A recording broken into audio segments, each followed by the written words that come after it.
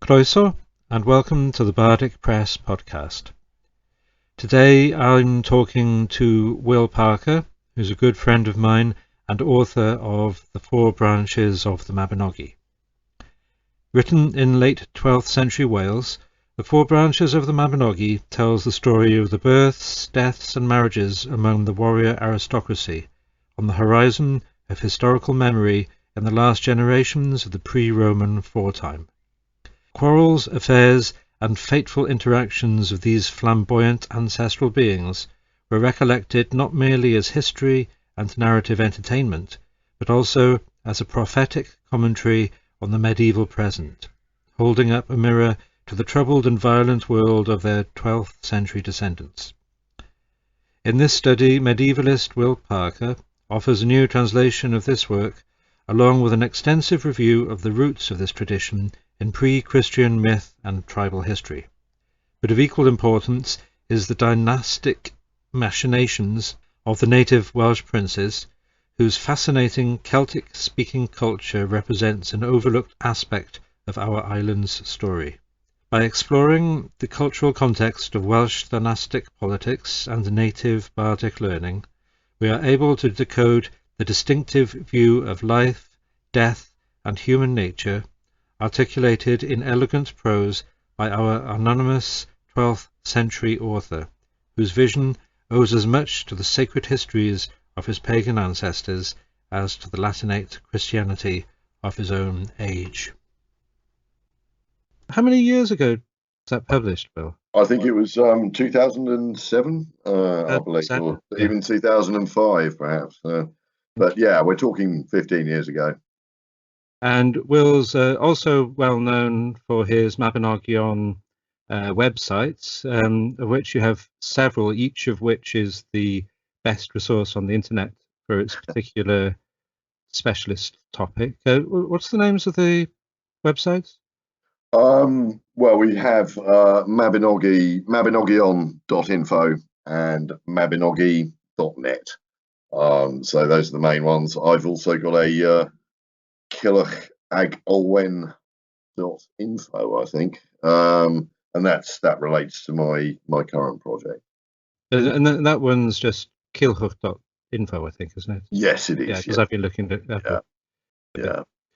Okay, so Will and I know each other pretty well. I contacted Will, must have been now getting on for 15 years or more. Yeah, I think it was about 2003, around that time, yeah. When I was still living in California, and with Bardic Press, I wanted to publish some Welsh-related stuff to do with Welsh mythology, and I found Will's site online and contacted him. And I remember the very first time that we met each other, I was visiting Wales from California. I think it was my dad's birthday, and you took the train and taxi all the way from the Cotswolds to Penarth to spend about 10 minutes talking to me so you could meet me, and then you had to go straight back again. And over the years we stayed over at each other's houses quite a bit, and before COVID and the lockdowns we were meeting at well, every couple of months or so, really, weren't we? Yeah, I would say so. Yeah, often for drinks in Cardiff, and yeah. So Will's The Four Branches of the Mabinogi is a really comprehensive book which does what it says and looks at the four branches. It has this kind of layered approach, because the four branches were written down in Wales in medieval times, but they contain older material, and Will argues that they also have contemporary references in there that we might not been aware of. So I think it'll help the listeners if you just give us a quick overview of what the Mabinogion is and what the four branches are. Okay, they are four short prose tales which are kind of interlinked with each other. So you have, each one of them is an independent story in its own right, but you have a lot of the same characters sort of weave in and out of the each of the stories.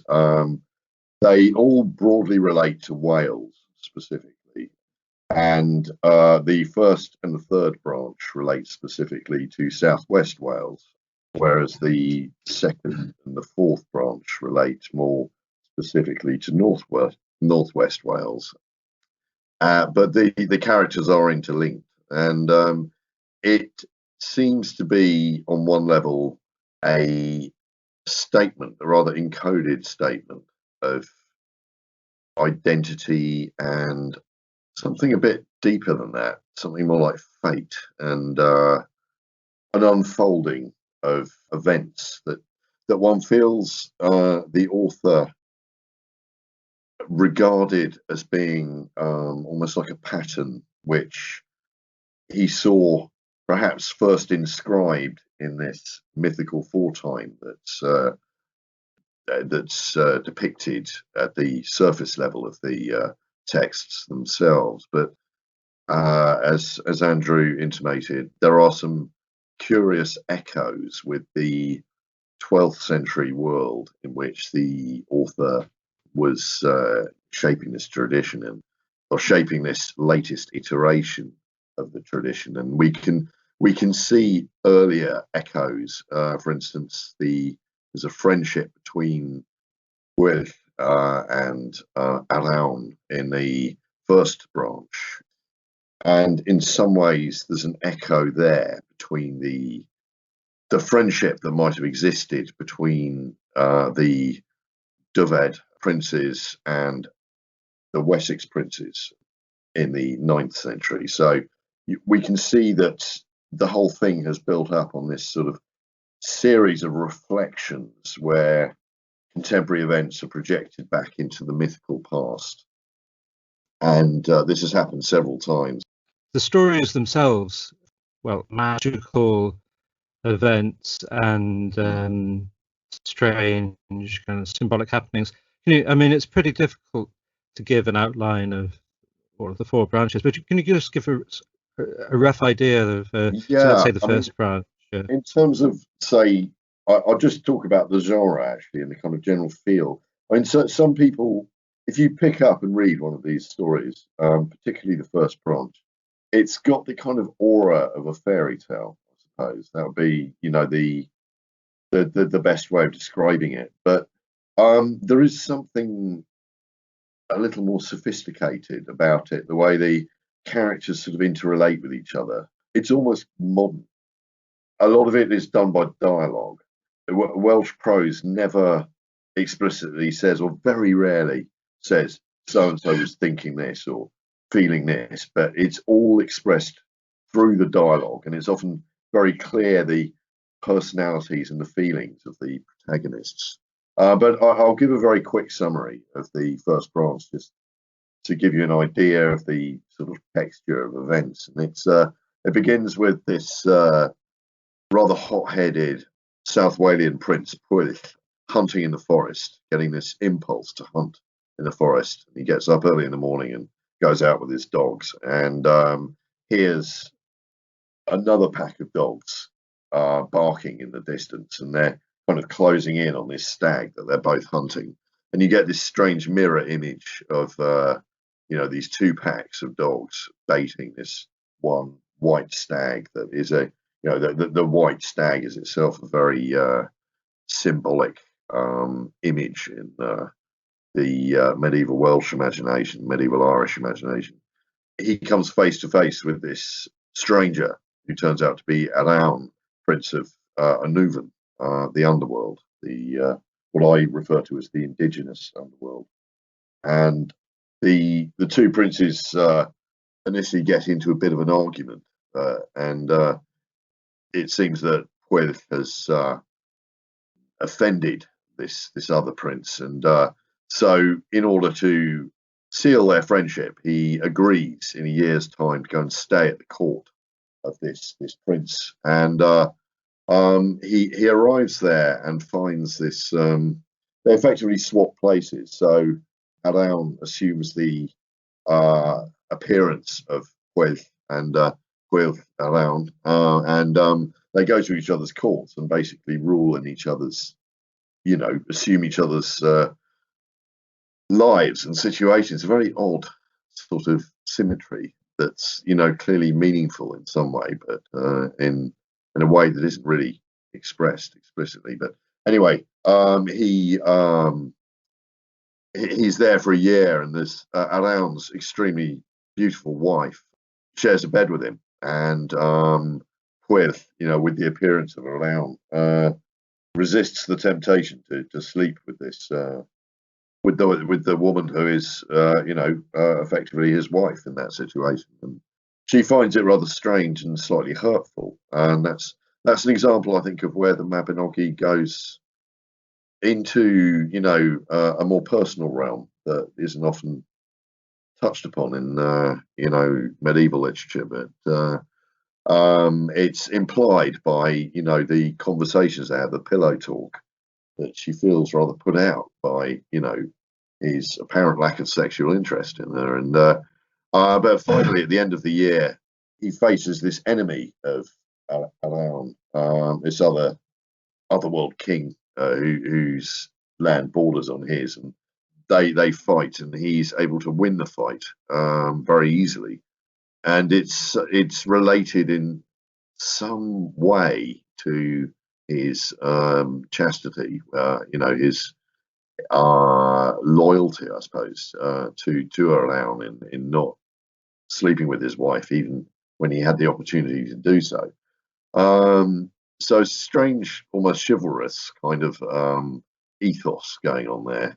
But the result of this is that a connection is made between Dyfed, the earthly kingdom of Dyfed, southwest Wales, and this realm known as Annwfn, that is this kind of underground otherworld.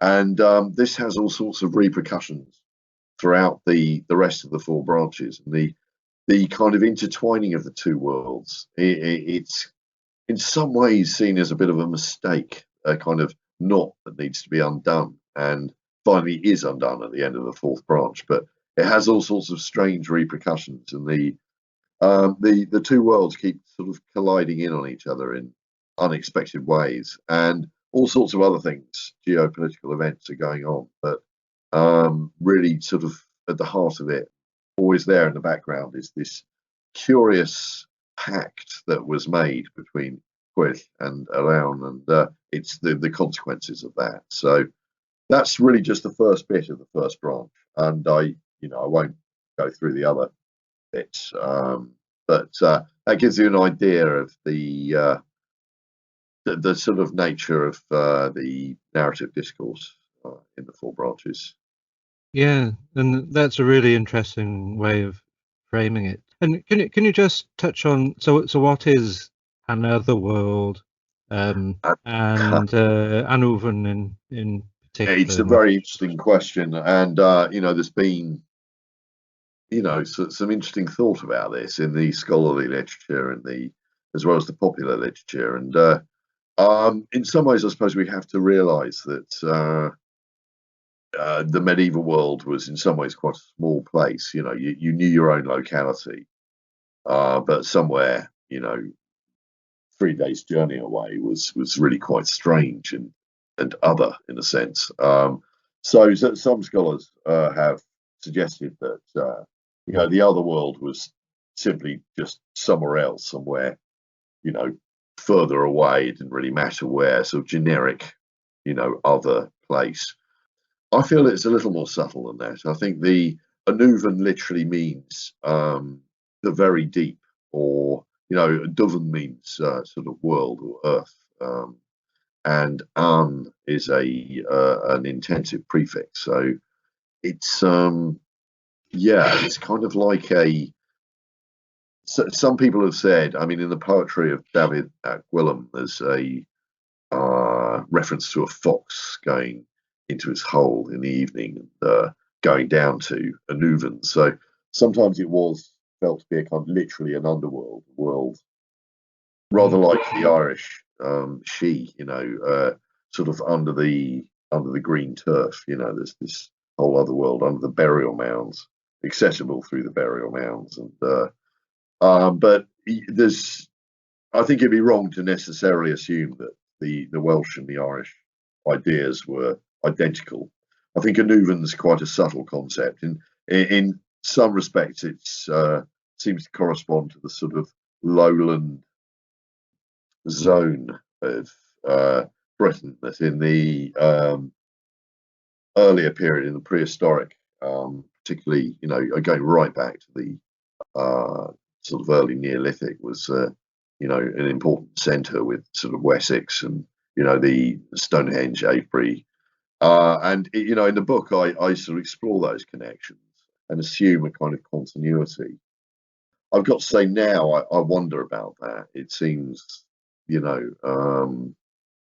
seems difficult to believe, yet somehow the geography and the set of references, what I call the psychogeography of the four branches, really seems to imply it seems to fit so well to some of these prehistoric realities as well. I mean, I can't believe they were literally understood, literally remembered, but they somehow ingrained themselves, I think. And that's the nature of cultural memory, really. It just it's rather like the dream life of an individual. I mean, we have dreams from very early childhood, then mixed in with stuff that happened yesterday. And I think in some ways, as Joseph Campbell said, a myth is a collective dream and a dream is a personal myth. And Campbell perhaps isn't taken quite as seriously these days as he used to be, but I think that's a good formulation, and I think it fits with the four branches and the Mabinogi quite well. And what sort of aspects of the Mabinogi would you say go back to this kind of ancient dream time? Very hard to say. I mean, I think a lot of I get the feeling that there's a sense of there's a sense of a connection with between the various regions of Wales. Say Dyfed with what you might call the Cotswold Severn region, where sort of near where I am now, and those links are so perennial, and that through the Bristol Channel seaways and through also the droving routes, which I suppose correspond to the present day A40 more or less. But that same road was used by the Welsh cattlemen to bring their their cattle to London, and then come back with a load of silver and distribute it around their kindreds. And those kind of connections are so old. And you find Oxford, which is on the droving road and was known, correct me if I'm wrong, I think it's Rudderchen, is it? Which basically is the sort of Welsh translation of Oxford, because that was I think the lowest crossing, or the lowest crossing point of the Thames, where you could drive your cattle over onto the south bank and proceed up that way. So these kind of connections, I think, it's the sort of topographic psychogeography of it. The way that I mean, if you think we're talking about a world essentially before maps, so people use stories as maps, and this kind of I think this habit goes right back essentially to the prehistoric, where you find the same networks effectively in operation. Say in the Neolithic, it was the Cotswold Severn culture. I mean, there are long barrows, such as there are barrows rather like the one that you and I went to near your house. Forget the name of it. Is it Tinkins Wood and St Lythans? Tinkins Wood, that's it. Yeah, Pentrefan, on the other hand, if I remember correctly, is up in Dyfed, which is where we're talking about in relation to the first branch, and this same design, the same, if you like, meme, the same design of burial mound replicates itself, throughout this region, and we've got one here, just down the road in a small village on the Cotswold Escarpment called Nymphsfield, and so the same people were clearly there was a sort of circuit of human contact. People probably exchanged marriage partners, made diplomatic alliances, traded goods along these networks. And I feel the Mabinogi, however far back into prehistory it goes, sort of encodes these regional relationships. And a lot of the first branch is about that sort of Cotswold 7 Bristol Channel circuit. But say the fourth branch is about the sometimes slightly uneasy relationship between North and South Wales, but uneasy, but also inseparable in other ways. They kind of they're two parts of a whole, and I think we're talking about in the 12th century. I think the sense of a Wales, a territorial unit known as Wales, was crystallizing, whereas perhaps 500 years earlier people wouldn't necessarily have had that sense. The line between where, say, Brythonic speakers and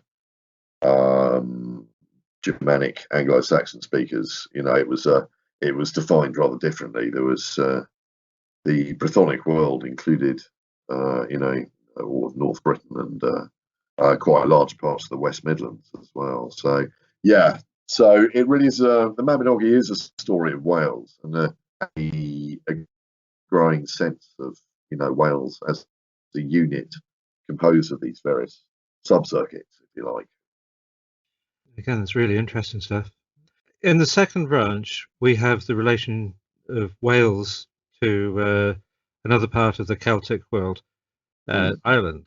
Pretty devastating relationship for yes, it does end well for both sides, isn't it? I mean, when people think, people think more of Celtic mythology than Welsh mythology because of the history of the development of interest in these things, and then how it's captured the popular imagination. But in the second branch, we have the meeting of the two major modern Celtic countries, Wales and Ireland.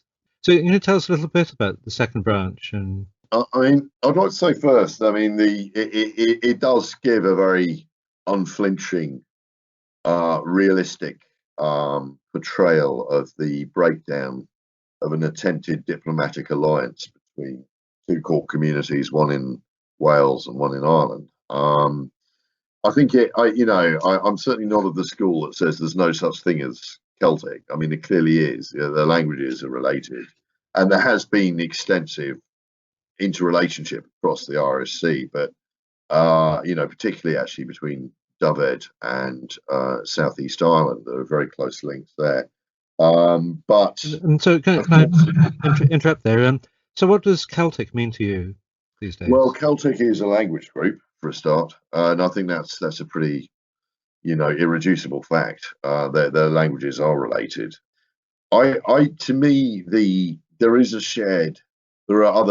sort of deeper shared, I'm not going to say sensibility, that sounds a bit pretentious, but there are sort of there is to some extent a shared culture, just simply because I think it's the insular world. I always my current work, I refer to it as the insular world rather than the Celtic world, because it did sometimes involve Hiberno-Norse populations and Anglo-Saxons as well. At various times, quite a few different groups have been involved in what is, I think, quite a distinctive culture. And I think it was defined partly by geography, the RSC and the networks, the trading networks that existed up and down and across the RSC, but also I think by the particular form of Christianity and the particular circumstances of the post-Roman world. Just a particular way of doing things evolved in the immediate post-Roman period that I think it's legitimate to call it insular Celtic, and think of it as a shared world. And I mean, there's some, some of my, some of the other scholars in the academy put different levels of emphasis on this. I mean, Patrick Sims Williams, for instance, has tended to stress the difference. I feel there is, interconnection between these two worlds, but as the second branch, doesn't flinch away from it, it hasn't always rubbed along perfectly. I mean, there've been misunderstandings and worse, and that really is the story of the second branch is it's a story type that's also known in the Norse world. Something's been called the tragic peace weaver tale, where you have these two communities and they attempt to forge an alliance by a marriage between the daughter, a sort of princess type figure from one community marrying the king of another. And that was a very common practice. In fact, that was the way that diplomatic alliances were normally sealed, through those kind of marital alliances, and various other exchanges as well would take place. But that was one of the, it reflected the medieval reality, in other words. But when these court communities subsequently disagreed and fell out, as is described in the second branch, the revenge is taken rather horribly on the child of the union, and there's a particularly unpleasant figure called Evnisian in the second branch, who sort of feels rather excluded by this new alliance that's created. And there's a hint of sort of almost endogamous, almost incestuous sort of jealousy, with his sister being given away, and he reacts very badly, and he kills the, as it were, mixed race son, Gwaun, and this scandal causes immediate violence between the two court communities, just to the point that they're trying to make peace with each other. Yeah, I was just going to cut in and say that this is the same guy who has already cut the eyelids off the horses of the King of Ireland. That's right. He sort of set the events in motion that create the sort of sour the relationship right at the beginning. But interestingly, the second branch is almost certainly forged against the backdrop of the invasion of Ireland, the Anglo-Norman invasion of Ireland, that the Welsh actually participated in. It was a strange sort of one of those situations where an alliance is created by finding a sort of third party that both sides dislike, or see an opportunity to exploit, and that's essentially what happened. And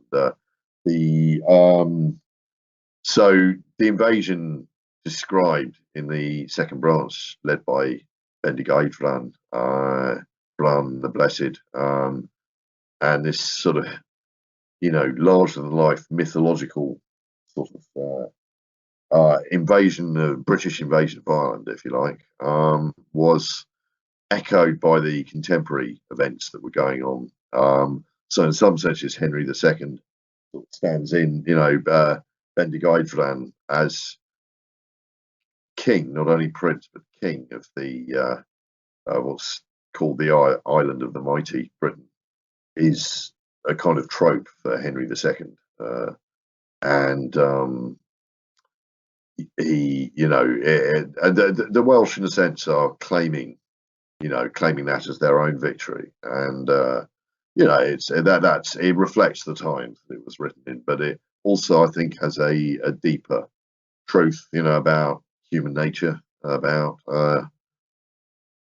the way, the fragility of intercommunal relations, and I mean, it's got some as well as some pretty brutal depictions of and cynical depictions of some human nature at its worst. It also includes sort of positive messages, if you like. I mean, at one point, Bendigeidfran and the Irish king are discussing the settlement of this rather troublesome bunch of refugees, if you like, who came from Ireland. They'd been kicked out of Ireland for causing trouble, for sort of throwing their weight around a bit and drinking the place dry and generally sort of behaving badly. And they'd been kicked out and come to Britain. But Bendigeidfran, who is represented as a slightly stronger king than Matholwch, his Irish counterpart at that point, he settles these people. He's able to actually find a useful purpose for them, and he settles them in various communities, sort of spreads them out across Wales. And I think, I can't remember his exact words in Welsh, but it's something along the lines of wherever they are, they have strengthened and raised up the communities they live in. So he sort of takes what was a problem in Ireland and makes it into a positive thing in Britain. So it's a strangely sort of progressive message in some ways, about what can be done with accommodating outsiders, and then all of that is of course alongside some of the most sort of tribalist cheerleading about countries invading each other and all the rest of it. So it's a strange mixture. I mean, we can't really entirely project our own modern political sensibilities onto a medieval text like that, but we can recognise, I think, some of the situations that are described within them. Yeah, so there's devastation in Ireland, and just 7 men come back, isn't it? And That's Branwen, right. her heart breaks, and she's buried in a 4-sided grave. And then we get another very strange episode, which I suppose is a form of the Otherworld, the Assembly of the Wondrous Head. Yes, yes. That is a strange one. It's after there's this bloodbath in Ireland, which I think the text ultimately takes the view is just a terrible disaster. It's not a triumph. And the British side win, but it's a Pyrrhic victory, really. It's just devastation, as you say. And the king has been killed, but a strange thing has happened. He's asked, as he's dying, he asks to have his head cut off, and they take the head with them, these 7 survivors, and the head lives on, is giving them instructions. It instructs them to go to London and the White Hill in London, and that's where the head will be buried. But they sort of stop en route at various places. First of all, an island called Wales, is that the right pronunciation? I'm not sure. Gogwales, maybe. And that is in the sort of Harlech area, and there's a strange suspension of the normal laws of time and space, and they start feasting, and suddenly, the text says they're there for 84 years, and none of them feel any older, get any older, anything like that. And then the feast continues in what is now Lundy Island in the Bristol Channel. They sort of make their way down there. So they're taking a rather circuitous route to London. And I think this is, there's no detail in the Mabinogi or in any Welsh text, in any medieval Welsh text, is accidental. Everything is there for a reason. I don't think we fully understand why they take that route, but it feels like a ritual sort of encompassing of the territory, and they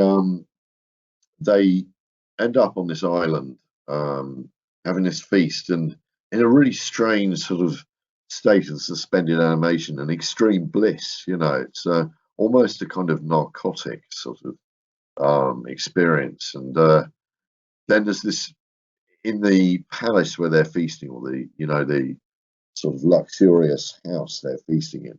There's this one door that they're not allowed to open, and of course that door inevitably, after 84 years of blissful feasting, somebody thinks, what could possibly go wrong, and opens the door, and then it all ends at that point.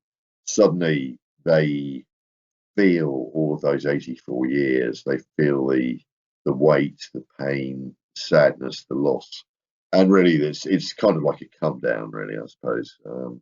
And they still head to London and bury, the head of their king in the White Hill at London. That is a kind of portropaic ritual act. So this is something that was quite common in the Celtic world, both in Britain and in Ireland. The remains of a king or chieftain would be buried at a strategic spot, with the idea that it would ward off enemies and protect, the realm. And the text says that that's where it remained until it was dug up. It doesn't say who dug it up, but the triads fill in the detail there and say Arthur in the post-Roman period disinterred this head, and then that kind of broke the protective spell and allowed the invasion of the island, and resulted in the political geography we have today. So yeah, that's the kind of, in many ways, the Mabinogi is a sort of backstory, really, a sort of mythological foretime, where certain things were set up that then either repeat themselves or are broken in the later period. That part of the story was in the news fairly recently. Some people, I'll ask you whether you agree with this, but identify the White Mound with the location of the current Tower of London, and there's at least a suggestive and evocative link between the ravens of the Tower of London and Bran and Branwen. Bran means raven or crow. Indeed. In Welsh. And recently there was a new raven brought to the tower, and it was named Branwen, which seems very inauspicious to me, because Branwen was never happy outside Wales, and she got terribly abused, and it resulted in the devastation of the place she was staying in. But yeah. So do you think that's a fairly solid association there? I would say it's. I mean, there'll be people who'll tell you that it's all a Victorian invention. That there was a. I think one of the officials at the tower in the 19th century was quite a fan of Lady Charlotte Guest's Mabinogi, and sort of, I don't know whether perhaps bought in the ravens at that point. That's one theory. Yet there is. Is that actually attested, that there was an individual who liked Charlotte Guest's Mabinogi, or was that? I think it's that there's some support for that view, but there is also this reference right back from the 17th century, way before this guy was even a twinkle in his grandfather's eye.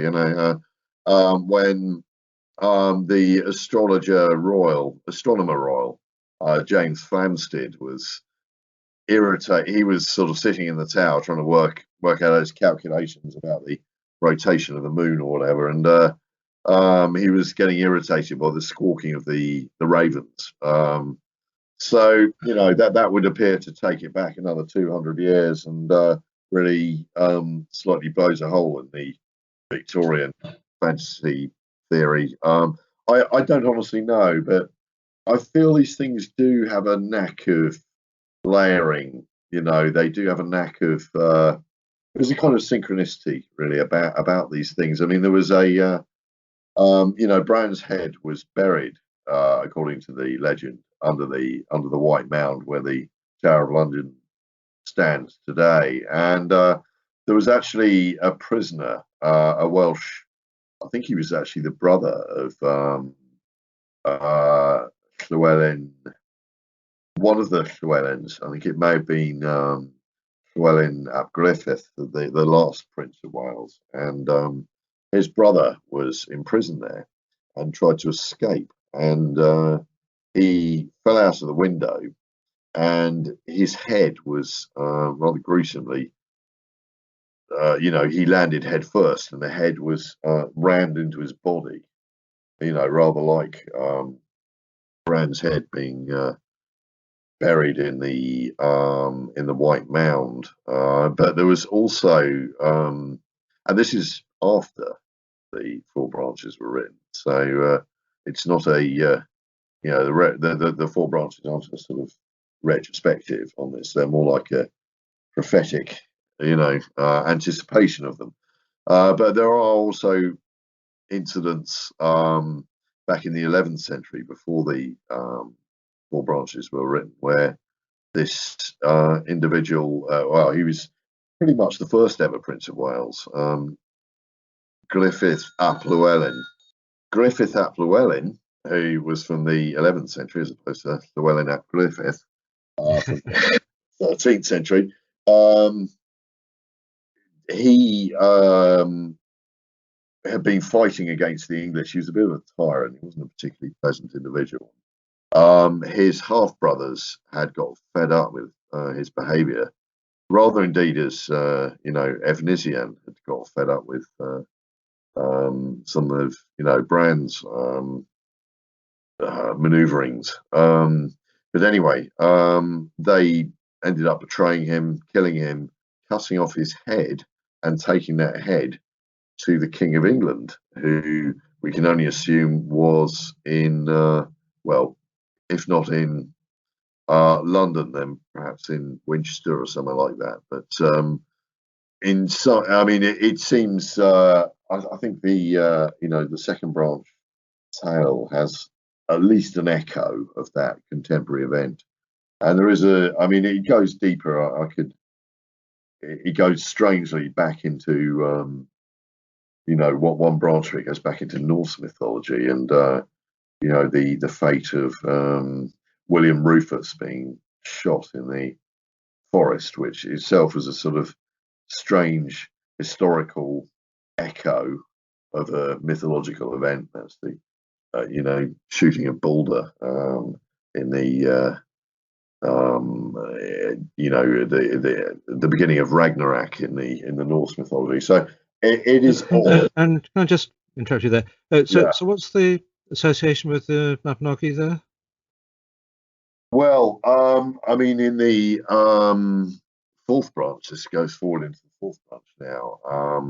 There is the whole episode where, I mean, we have the figure of Llai or Llay, Llawgyffes, who appears in Irish legend as Lugh, and he is in turn, you know, in Irish legend, Lugh is the his enemy is called Balor, and in Norse legend, in Norse myth rather, you have Loki and Balder, and I think this goes back to the sort of Indo-European roots of both traditions, and essentially it's a lightning god, Loki or Thai, versus a sun god, with Balder or Balor, and it's obviously being reinvented and reinterpreted, you know, in the different environments through which it's passed. But that's the basic root of it. I think it probably goes back to a Middle Eastern climate, you know, sort of seasonal magic, seasonal ritual, trying to bring an end to the dry season. But you know, that's going right back to the Neolithic, and that gives you some idea of the roots really of some of these stories. I mean, difficult to prove, but also when you look at the parallels, the mythographic parallels, and to some extent the philological roots of some of these names, it's also difficult to disbelieve that there was some sort of underlay of that kind back in the seasonal dramas, which really gave rise to so much Western literature, including even the Greek comedies, the Greek tragedies. Reflect different seasonal rituals, associated with spring or autumn. So it's, I think, that's ultimately the matrix of all this stuff. But it has also a very specific insular spin on it, if you like, and there's a kind of insular dynamic. I sometimes feel the islands, Ireland and Britain are kind of like a vortex that draws in, its various protagonists and historical actors, and sort of makes them, despite themselves, reenact, these scenarios again and again through time and space. So yeah, that's how I see the Mabinogi. Just a kind of very clear view of this strange dynamic that seems to occur. You were pointing out that there's a resemblance between names Clay and Lugh or Lugh. There are various other figures in the four branches who have been as previously being gods. So, that's the more kind of dramatic and the sort of larger claim. But there are philological connections between, for example, the Children of Dawn, so like Gwydion and Aranrhod and those characters, and the Tuatha De Danann of the Irish traditions. And then going back to the first branch, Rhiannon is thought to derive from Rigantona, great queen. So what I mean, and I know that was like in the sort of late 19th, early 20th century, and yes, that was considered really solid stuff, and it's been somewhat attacked of late. So what's your opinion about that sort of substratum of, well, gods is already a bit of a loaded term. Yes, yeah.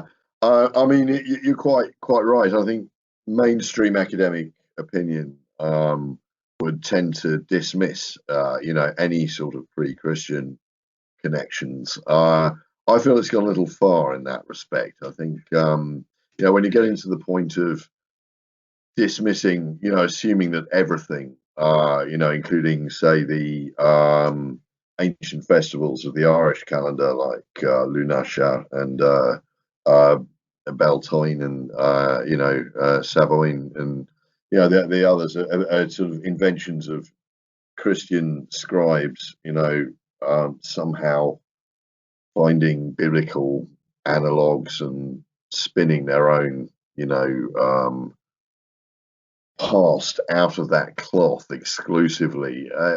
To me, that goes a little far, and it's almost a sort of conspiracy theory logic, really. I mean, it assumes that the Irish past was, the Welsh past was a complete blank slate, and these people came along and just invented it wholesale, and in this sort of scholastic, just purely from literary sources from other traditions, and it assumes that there was no pre-existing native oral tradition, which just would be really strange. I mean, there's just nowhere in the world where that has been the case, where the past is some sort of blank slate that just can be inscribed like that by completely fanciful scholarly constructions. Having said that, I mean, the academics have a valid point that there is very little we can know directly about the pre-Christian belief system of the insular world. I think all we can do is look to parallels of documented ancient contexts from the classical world or ancient India, those and sort of that can give us a starting point, a sort of hypothesis to work from in terms of what might have been going on in the insular world. I don't think there's any good reason to assume it was radically different. I think it had its own inflections, and I think we get a sense of that even in the existing evidence. There were certain features of the insular world that were quite specific. It had this megalithic underlay, which also extends to Atlantic Europe, parts of Brittany, parts of Spain, down into North Africa, and to some extent into the Mediterranean. But there was something about that megalithic world, which I think feels to me almost defined by the geography, the landscape, the interpenetration of ocean and sort of sea and land that you get in the Irish Sea region in particular, and it feels, I don't know, there's I think there are these sort of characteristics that you become very familiar with when you're looking at both the prehistoric past of the islands and the medieval literature, where there are certain inflections and habits of mind, habits of expression from the architecture of a stone circle to even the distinctive grammar of the both insular Celtic languages, and which have very distinct features. And I can't really explain it, but I feel there's a kind of what I can only call patternfulness. There's a sort of quiddity, a particular quality that seems to sort of link all these things, and feels so integral with the landscape of this part of the world as well. And it goes back to what I was saying. I feel like the insular world is like a vortex. I think all human environments are like this. They have their natural centers of gravity. In the to give you an example, one of those centers would be the Boyne Valley in Ireland, which was clearly a power center in the Neolithic times, but it was also an extremely significant place in the early medieval period. David, where the first branch is set, that was where the stones of the blue stones were mined, that became the one of the circles of Stonehenge in Wessex, in present day Wiltshire.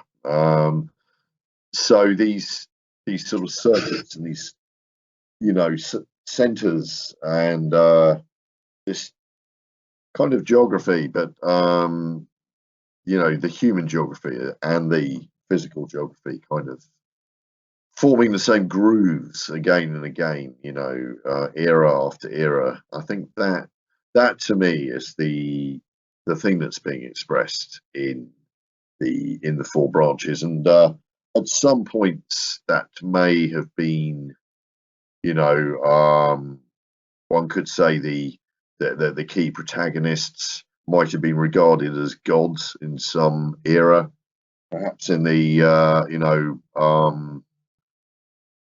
first century BC, for example, someone like Beli as he's known in an ancestor in many of the Welsh genealogies, who figures as the grandfather of some of the characters in the four branches. He may have been a god.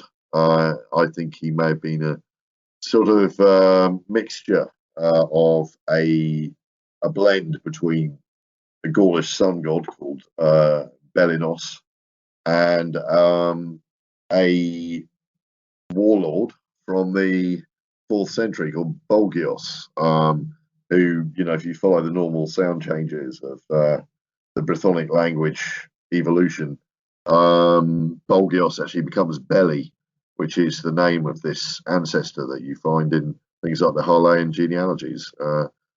And somewhere along the line that connects with the name of the Belgae, who are the dominant tribe. Belgae, as far as I can see, means it's a genitival form, probably, meaning the war host of Bolgios. So Bolgios is people, if you like. And we can find, astonishingly, a coin series which begins with the ancient Greek coins that were looted by Bolgios's host in, I think it was about 289 BC. And then that host broke up and they all went in their various directions, and some of them came by the Mediterranean to present-day France. And some of that looted treasure actually ended up being sort of dumped in a lake, probably for, a kind of ritual offering. But the Belgic coins that we find in Britain are actually descended. You can see the formal resemblance that they were derived from those same coins that were looted by Bolgios's host. So there's a brilliant article by John Cook, the American scholar, currently at Aberystwyth University, and he makes this connection. And he also identifies certain episodes of the second branch with the classical accounts of the looting of the Delphic oracle by Bolgios's host, an incident that incurred a kind of supernatural curse, which eventually sort of played out in various ways. It's described in the classical account, which led to the dumping of this looted wealth, perhaps as a way of trying to neutralize the curse. So yeah, we get these strange connections that run across centuries. And there are names in the Harleian genealogies, like I think it's something like Tachved. I've got it down somewhere here, but and that goes back to something, a Gaulish name that's or a Belgic name, not known in any intervening source. It's mentioned by Julius Caesar, I think, Tascio Varnus, something like that, and then we find the direct, descendant of that name in the Welsh genealogies. So there was more continuity, I think, than some people would prefer to recognise in this material. But exactly, reconstructing the old belief systems, which themselves may have been fairly fluid and subject to change on the basis of the medieval evidence, is a tricky business, and not one that I would presume to do on any more than a hypothetical basis. In what way do you think that these characters in the four branches were remembered? What was the kind of transmission? Oh, that is a really interesting question. It's a difficult one because there's very little reference to a lot of these characters. I mean, you find odd references in the Bardic poetry to Bran or Clay or Matholwch. They'll pop up here and there, but I think there must have been, then suddenly they emerge fully formed in the four branches of the Mabinogi, and it's difficult to know. I mean, I feel the Bardic orders, the the Bardic poets, we don't know exactly how they were organised, but there's a sense that there was a sort of tradition of, pupillage. A prominent bard would attract pupils, and they would also circulate throughout the courts of medieval Wales. If we can accept analogues from other better documented pre-modern cultures, they would often meet and, as it were, compare notes. You have some examples of sort of the African equivalent of bards. So I think they're called griot poets, who in a certain area of West Africa would gather together in conclaves every now and then and argue about oral history and genealogy, and they would thrash out a consensus that the majority could agree on. And it's something I've been exploring in my recent work, is those kind of mechanisms of oral transmission, and it's actually an extremely effective means of transmission, and surprisingly conservative one, as in it preserves a lot of the detail. It's far less subject to corruption than I think a lot of modern scholars realise. It's when you have, say, 10 lines of, collegiate transmission, so little groups of bards between them, remembering, the individual core communities remembering and assembling a narrative of the past, and then they meet, and you actually have a scene where something like this is described in the fourth branch, where it's described that the sort of aristocratic leaders at the court of Aranrod, who's an interesting example of a sort of female landowner, which was something that occurred in medieval Wales occasionally. They were, the rules of inheritance there were slightly less sexist, if you like, than most parts of the medieval world. So the idea of a sort of powerful female head of a court community wasn't as inconceivable in Wales as it may have been in some other places. But anyway, this lady's here hosting some people who she believes are from South Wales. She wants to hear, and instead they talk about Cyfal Wyddyd. I don't know if I pronounced that right, but it means sort of expertise. What they're referring to are things like genealogy and theories of past history, narratives relating to the recent and more remote past.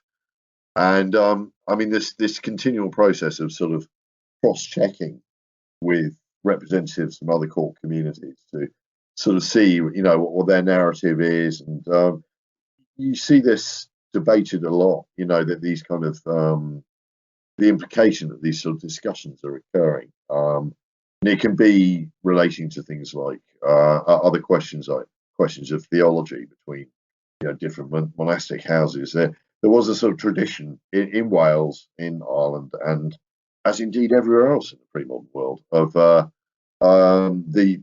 oral learning being cross-checked, between communities, and generally they would adopt the majority view, which tended to actually preserve the truth, or the original version anyway. So I think there were some quite robust mechanisms of transmission that, albeit tended over time to get shaped by the cultural norms of the worlds through the milieu through which they passed. So that would be my thoughts on that.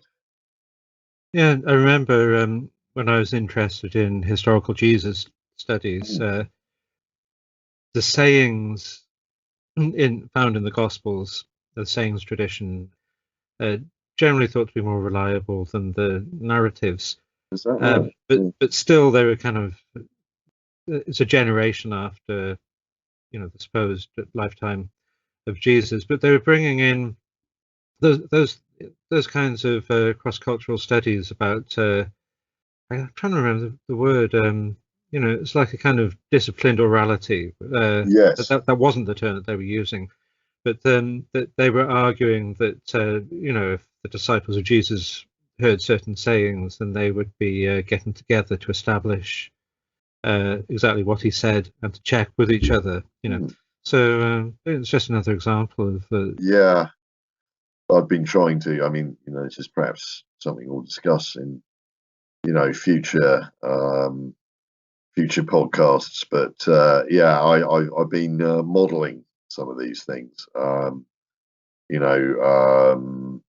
of drawing on my background as a sort of programmer, back in the 90s and early noughties, and I can still remember how to do some of that stuff. So I've been using, I've been sort of creating algorithms that replicate, kind of model this process, and it's been interesting actually, and I hope to show that, I mean, just on a purely mathematical level, there is a residual small c conservatism to these traditions. They preserve a lot more material than perhaps they have a tendency to preserve a lot more material than they're often given credit. In terms of like really ancient stuff that might be preserved in the Mabinogi, if we go back to the second branch, when with Bran, when they crossed the Irish Sea, and the sea, I can't remember how it was expressed, but the sea wasn't as deep then as it is now.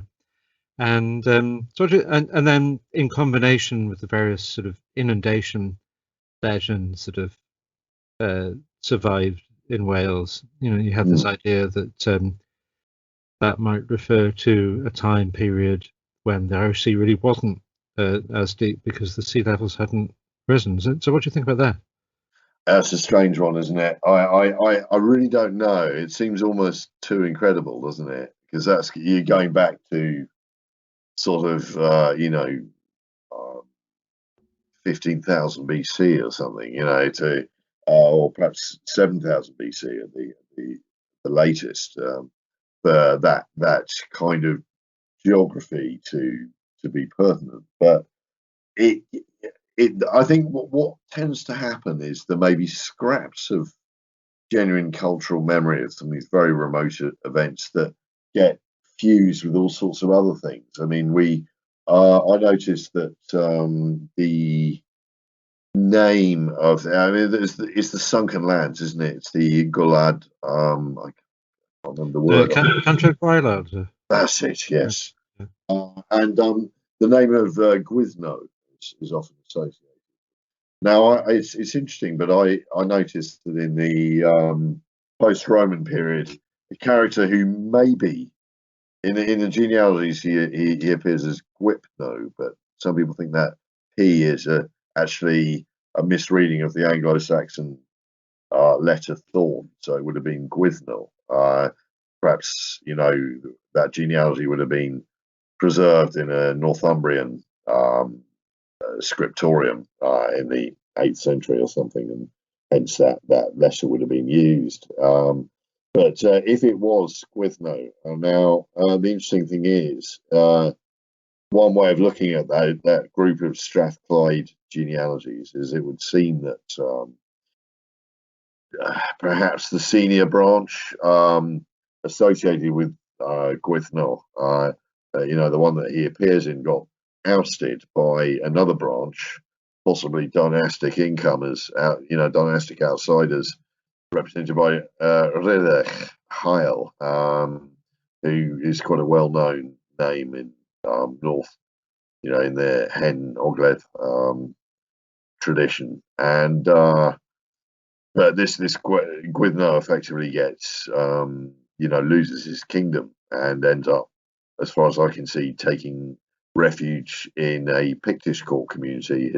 His children have Pictish sounding names like Nathan, Weethon, and I wonder whether a sort of legend of him losing his kingdom may have somehow got sort of fused with this older story of flooded kingdoms in the Irish Sea area. And I mean, perhaps we don't need to go back as far as 7000 BC. We just need to think of perhaps perhaps the flooding was a very gradual thing that was even perhaps land was even being lost in, I don't know, 500 BC or 200 AD, and perhaps there were marginal areas of.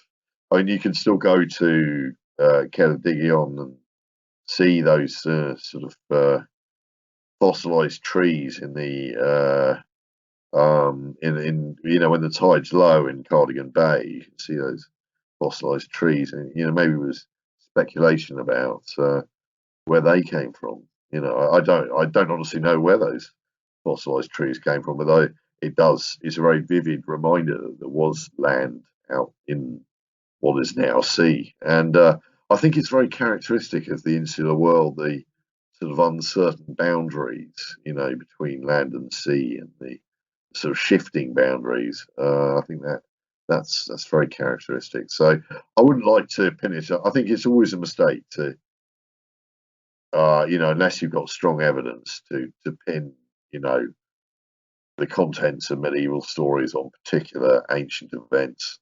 But you get, one can see how maybe certain types of event that were recurring, perennial, would tend to, feature in stories like the Four Branches, which do seem to be taking that view. They definitely think, they're not just about one thing that happened once. They're about a thing that happens, again and again, and how in some ways we're all a little bit trapped by those things, and it's I feel as that's the more interesting aspect, of the Four Branches.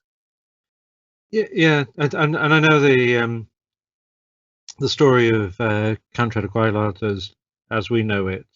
It's actually pretty much a synthesis from the 19th century that was popularised in an early 20th century book. I think the Welsh fairy book or something like that. Okay, yeah. But you can. There are the traditions that go back like to the Black Book of Carmarthen, and it's not only the Cantrell de Gwaelod story, but there are other inundation traditions around Wales, and I think in other parts of Britain and also in Brittany as well. That's correct. I mean, there's there's the church bells at I think it's Dunwich in Kent, somewhere like that. Where it's a legend that you can hear the bells of a flooded village ringing, from under the sea, and it's a regular trope. And I think it's interesting you mentioned the 20th century.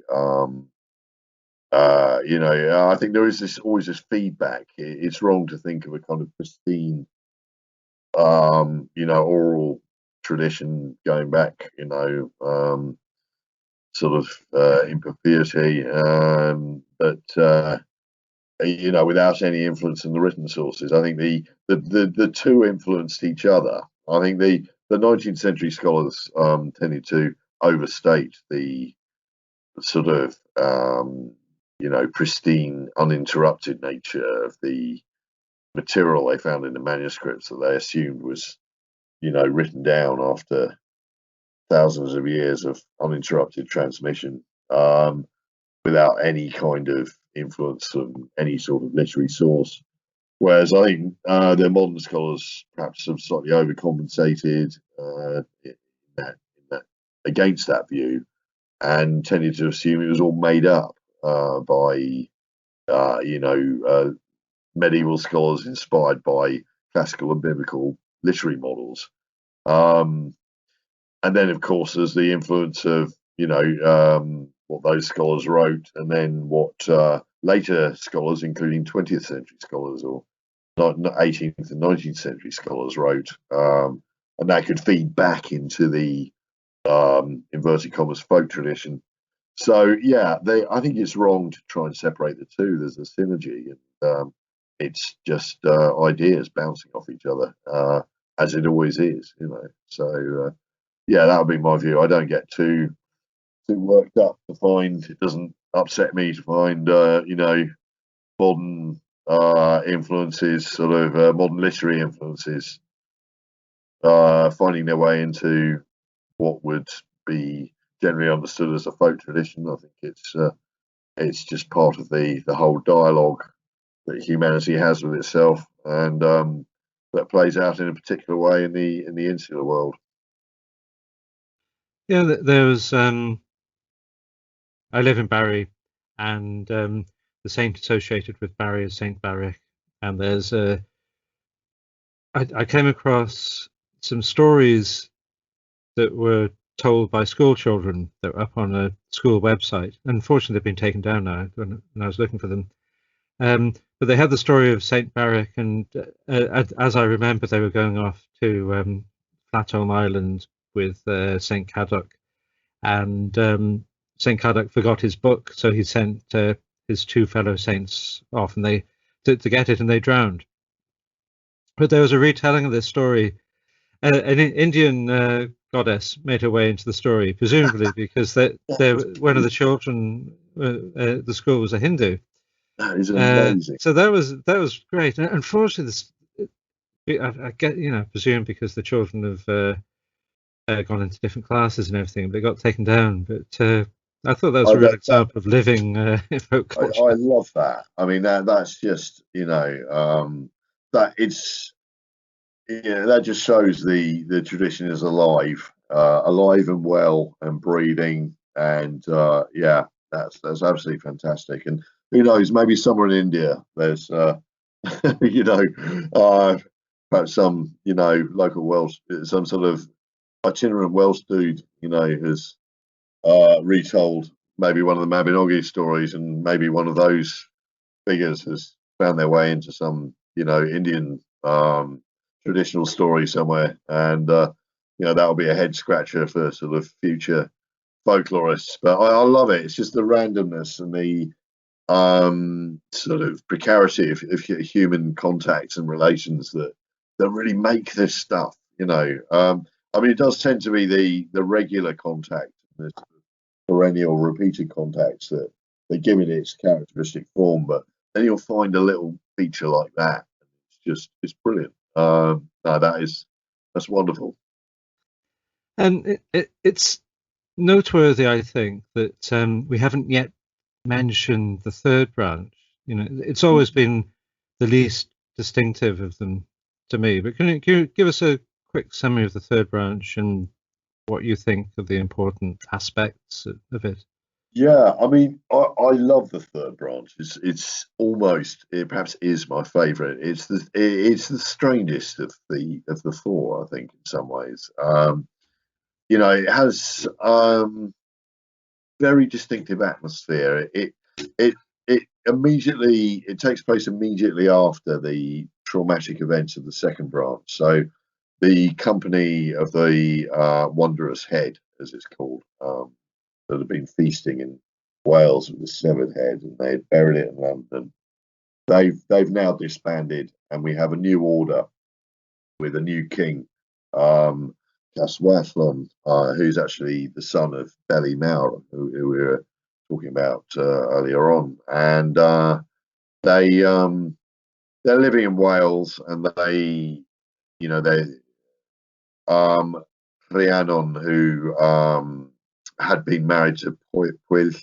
Pwyll has subsequently died, and Rhiannon is sort of joins her son Pryderi, who had been on among the seven who had been to survive from the wars in Ireland, and she marries one of the other men who is in this company, Manawydan, who is often related to the Irish Manannan, and they're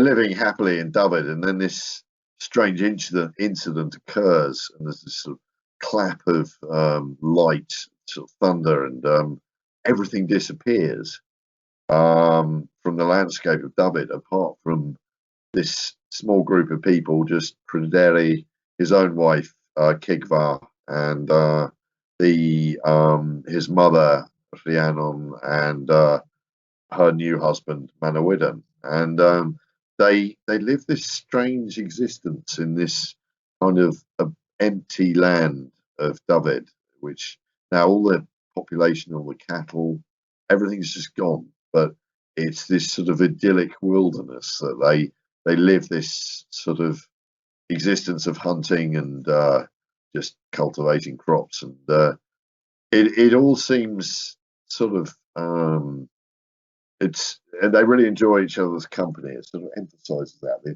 the sort of cosy companionship of this small group of Welsh sort of nobility, I guess, but without any retainers, living a very basic life, subsistence life. But they suddenly they just feel they can't continue in this sort of isolated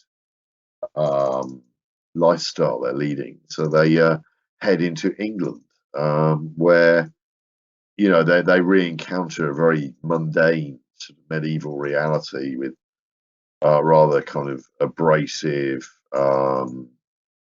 townsmen who resent that they try and settle in Hereford and establish themselves as sort of craftsmen, and then they get sort of chased out of town by some rival craftsmen, and they get sort of everything they try and do seems to be jinxed. They always end up being sort of run out of town, or things go wrong, and so they eventually just come back to Dyfed, which is still empty. It's this kind of wasteland of it's flourishing. It's not a barren place, but it's empty of humanity, and everything they try and do seems to be dogged by misfortune. They try and grow crops, and then this plague of mice keeps devastating that crop, and then two of Pryderi goes out. I think he goes out hunting, and he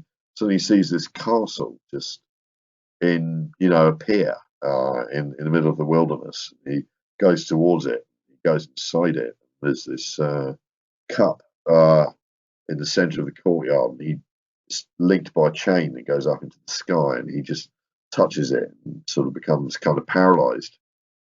And so he sort of disappears, and then Rhiannon comes back to the house and asks Manawydan where Pryderi is. He doesn't know. And her kind of motherly instincts kick in, and she sort of goes out trying to find him, and then herself, she finds this castle and sees her son sort of attached to this mysterious vessel, chain going up to the sky, and she tries to grab him, but she herself gets paralyzed, and then the castle, the cup and the chain all disappear, and it's just left with Manawydan and Cigfa, Pryderi's young wife, and they try and eke out an existence, but again get sort of plagued by these mice, and it's a strange process where they seem to be getting progressively degraded socially and economically, from starting off as sort of kings and queens in Dyfed, or at least nobility in Dyfed, and then getting reduced to sort of itinerant craftsmen, and then ending up desperately trying to sort of eke out a living on a croft in Dyfed, having to sort of fight off mice eating their corn. And Manawydan eventually catches one of these mice and keeps it and puts it in a glove. And his wife, not his wife, Pryderi's wife, Cigfa, who he's living with, rather uneasy sort of relationship or situation, thinks he's absolutely mad just keeping this mouse in a glove. But then a priest sort of, he comes up to him and says, can I please have that mouse back? And he sort of says, no, absolutely no way. And then a slightly more kind of glamorous,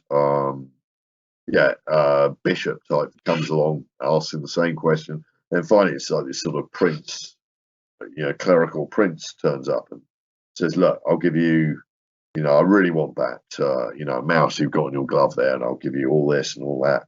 And Manawydan finally agrees to give the mouse back if his friend Pryderi and his wife Rhiannon are restored, along with all the people and cattle and normal life, back to Dyfed. Because he's realised there's a kind of magical thing going on. There's some supernatural agency that's been sort of, it's been taking these people away from this landscape, and it turns out they're related to figures who had appeared initially in the first branch, and it's a kind of unraveling of that original misfortune, if you like. Manawydan ends up basically restoring normal life to Dyfed, and everything's okay again. But it's a very strange tale. It's not about sort of armies fighting or anything like that. It's far more about, it's a sort of classic magical narrative of sort of trickster cunning, and more like a fairy tale. I think it goes back into that kind of mode, if you like. Yeah, in a way, what happens in Dyfed is like an Otherworld experience. Yes, yeah, I think it is. It's also strangely reminiscent of perhaps the historical cultural memory, the historical experience that may have genuinely, been experienced by people in medieval Wales in their own lifetime and in their ancestors' lifetime, of times when, war and devastation had completely, denuded vast areas of the countryside of population and, normal human habitation. I mean, there's this, particularly in this sort of post-Roman period, when there was this sort of fluctuating border between the Kingdom of Mercia and some of the border kingdoms of Wales, like Gwent and Erging and Glywysing, and some of these and Brycheiniog, Powys. There would have been this sort of fluctuating border where probably it wasn't really safe to live. So those areas would have kind of gone back to that. It would have gone back to the sort of state that's described for Dyfed in the in the third branch, where the nature sort of reclaims the human world to some extent, and there's reforestation, and normal civilization sort of breaks down, and I think that sort of experience, and you get a hint of that in this corpus of poetry, England poetry, called Canny Heledd, which is all about the Anglo-Welsh frontier and the sort of devastation of what's now the West Midlands, but was at one stage Welsh territory, and this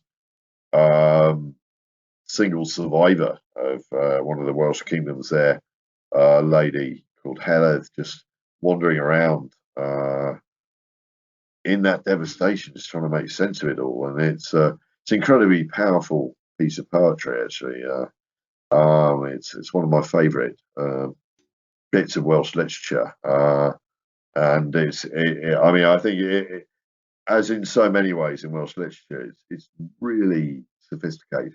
It's kind of ahead of its time in a way, and being able to express some really profound sort of human experiences of loss, devastation, and of course that brilliant Welsh term helaeth, longing for a past that's irretrievable, and remembering and longing at the same time, nostalgia, and it captures that, while also capturing the strange beauty of a landscape that's empty of human habitation, but it's a kind of tragic beauty. There's the the sense of devastation behind it as well. And I think the third branch sort of may have an echo of cultural memory of some of those sort of experiences, but sort of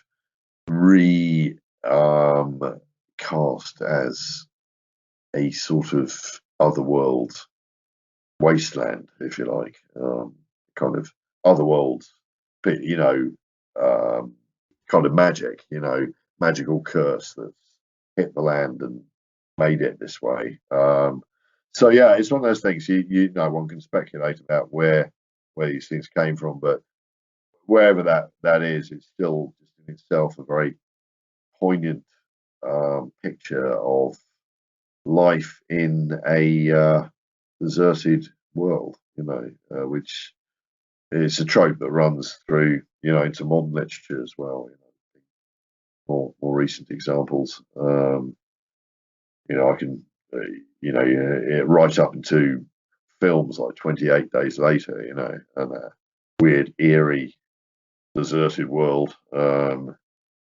So yeah, I think it kind of taps into that sort of vein of experience, if you like. I know one verse from the Heledd poetry.